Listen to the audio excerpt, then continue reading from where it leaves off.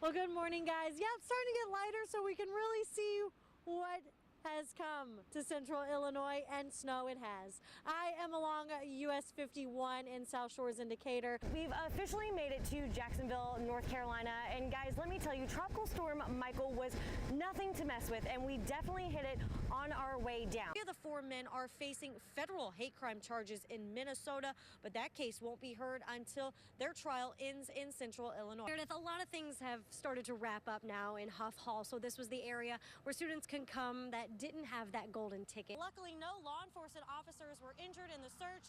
The suspect did have minor injuries from running through the woods. Police are still on the scene. They are still investigating. Actually, the coroner just arrived. Maybe getting up after taking a nap after going shopping last night.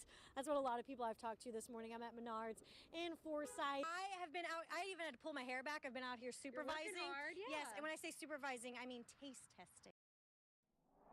In the past month, WAND collected 56 domestic violence sworn statements in Macon County alone. That means that nearly 60 people in the last 30 days were arrested for hurting another woman, man, or child. Not a day goes by, I don't believe, when somebody's not getting arrested for domestic violence here in Macon County. It's everywhere. I mean, you can pretty much pick up the paper any day and read of another incident. Domestic violence is a problem plaguing central Illinois. Macon County has historically, over the last 25 plus years, ranked at the top per capita of the state in domestic violence crimes. In sworn statements, police say they arrive on scene sometimes to find victims bruised, bleeding, and hurt. And for many, it's not the offender's first time. The repeating question, why are people able to abuse again? It's important that the law be enforced. Domestic violence is a crime. Macon County State's attorney says it's all a case-by-case basis. We do have counseling and programs that people go through to try to stop the circle of violence, but some people, it's just a lifelong thing. They're going to hurt other people. Terry Ducey is the director of the domestic violence program at Dove. She says we need to stop putting blame on the victim. A lot of people who don't understand, their question is going to be, why did they go back?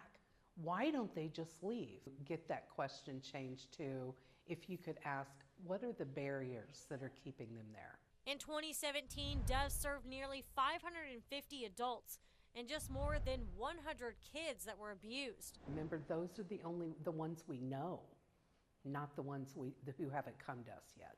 Ducey explains a lot of times victims won't report it out of fear for themselves and their families. Most of the victims that we work with, they don't want the relationship to end. They just want the abuse to stop.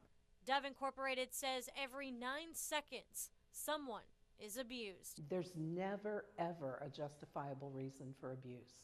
In Macon County, Caryn Eisert, WAND News. Donations from Central Illinois are helping victims of Hurricane Florence. WAND's Caryn Eisert has the exclusive story you'll only see here on WAND of the journey 2 police departments made to deliver these supplies. Good morning, Caryn.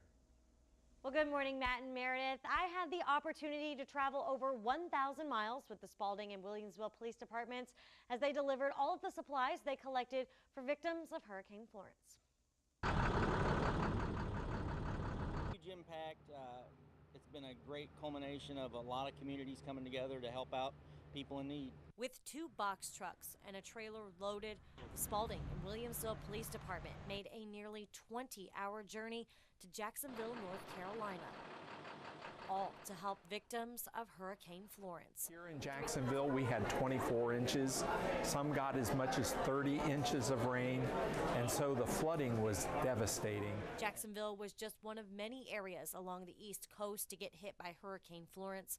This was all underwater. Everything was underwater here. Now today, locals are still dealing with the flooding. Though it's a month, it's going to take a long time for the families to recover.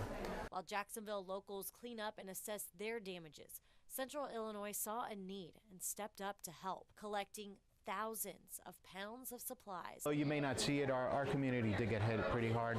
The fact that your community reached out to us, it's just overwhelming.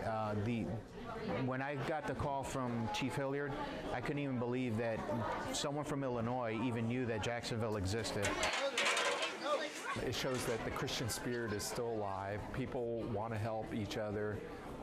They're not selfish. They're caring. They're loving of each other.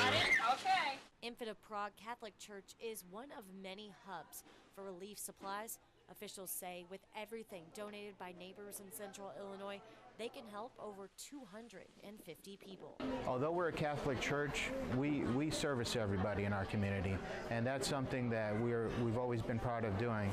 But now we can actually say that this is not coming necessarily from us. This is coming from a community in Illinois that's very caring and loving. Hi, Illinois! Box by box and case by case, love filled the cafeteria of Infant of Prague Catholic Church. Well, Central Illinois, you have friends and family in Jacksonville, North Carolina, and we truly are blessed to have you as friends and family as well. We love you all. So I have to give a huge shout out to the Williamsville and Spalding Police Departments for allowing me to even go with them. And then a big thank you to Shaner's Towing for having transportation for us to get back. So there's a ton of people that still need to be thanked. I have that full list on the web story at WANDTV.com.